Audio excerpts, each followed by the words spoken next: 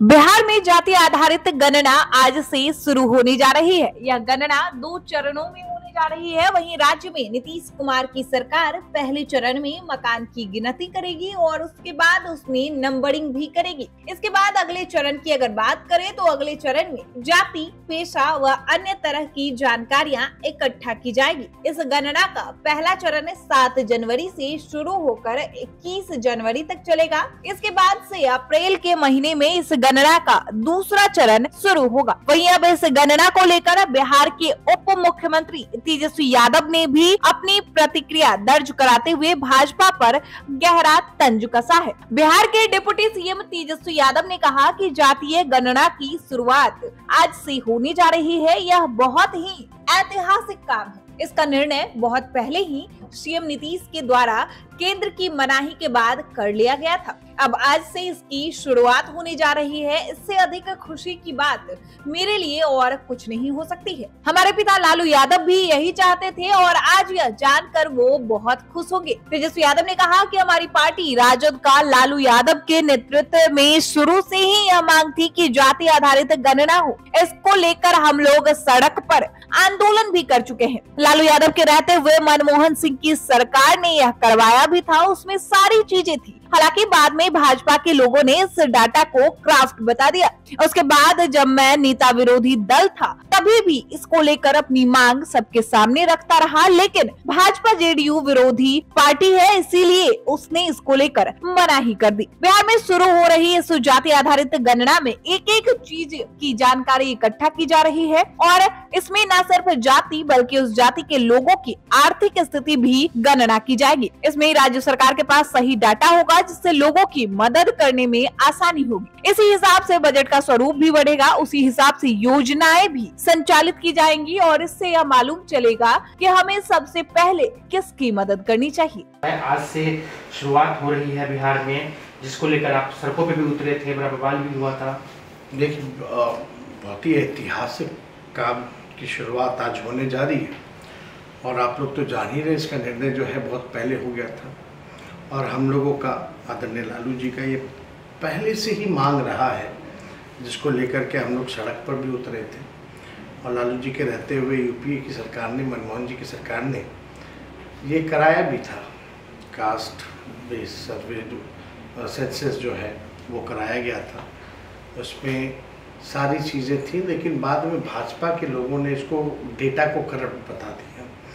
उसके बाद से हम लोग, आप लोगों ने देखा होगा विधानसभा में भी जब हम नेता विरोधी दल थे तो हमने प्रस्ताव रखा था, प्रधानमंत्री जी से भी मिलके आए थे। उस समय माननीय मुख्यमंत्री जी का भी हम लोगों को सहयोग मिला और हम लोग सब लोग मिल कर के आए और भारत सरकार से मांग कर रहे थे कि पूरे देश में जो है ये होना चाहिए। तो आप जान ही रहे हैं, भाजपा जो है गरीब विरोधी है। ये लोग नहीं चाहते थे कि जाति जनगणना जो है वो पूरी कोशिश इन लोगों ने की कि किसी भी प्रकार से जो सही आंकड़े हैं लोगों के पास पेश ना हो सके। चाहे इनकी सरकार आई तो मनमोहन जी की सरकार वाली जो रिपोर्ट आई थी, सर्वे जो हुआ था सेंसस, उसको इन लोगों ने डेटा को करप्ट कर दिया। जब हम लोग गए तो भी आपने देखा होगा कि भाजपा कैसे मटी आ रही थी।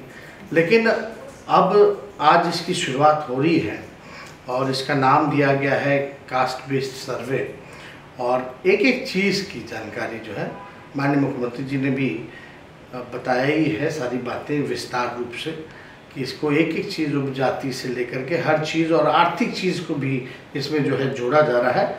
और इससे हम लोगों के पास सही साइंटिफिक डेटा होगा तो हम लोग उसी हिसाब से बजट का स्वरूप बनेगा, उसी हिसाब से कल्याणकारी योजनाएँ बनेंगी। जो लोग आर्थिक रूप से कमज़ोर है, जो लोग गरीब है, कहाँ हमको कौन से सेक्शन को आगे लेकर चलना है, ये सारा आंकड़े जो है वो सबके सामने आ जाएंगे।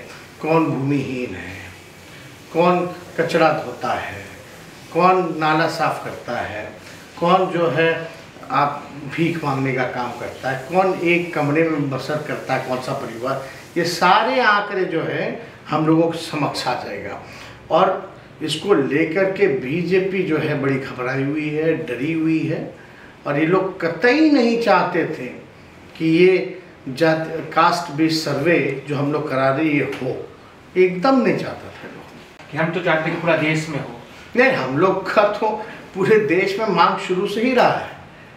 और जब प्रधानमंत्री जी से जब मेरे प्रस्ताव के बाद मुख्यमंत्री जी और सभी दल के लोग गए मिलने, तो यही बात थी कि भाई पूरे देश में कराई जाए।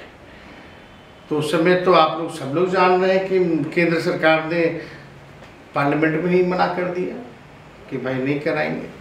तो तब से अब हम लोगों को लगा, हमारी मांग रही कि फिर पहला ही शर्त था हमारा जब नेता विरोधी दल थे, अगर वो नहीं कराएगी तो बिहार सरकार जो अपने खर्च पे कराए।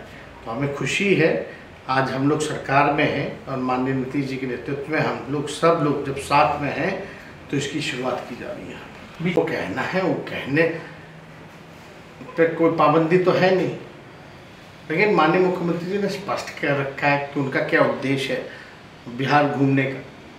और राष्ट्र राजनीति में उन्होंने साफ कहा है कि कोई पीएम के उम्मीदवार नहीं है, लेकिन हम जितने भी विपक्ष के दल हैं उनको एकजुट करके चुनाव लड़ना चाहते हैं। यही तो बात है।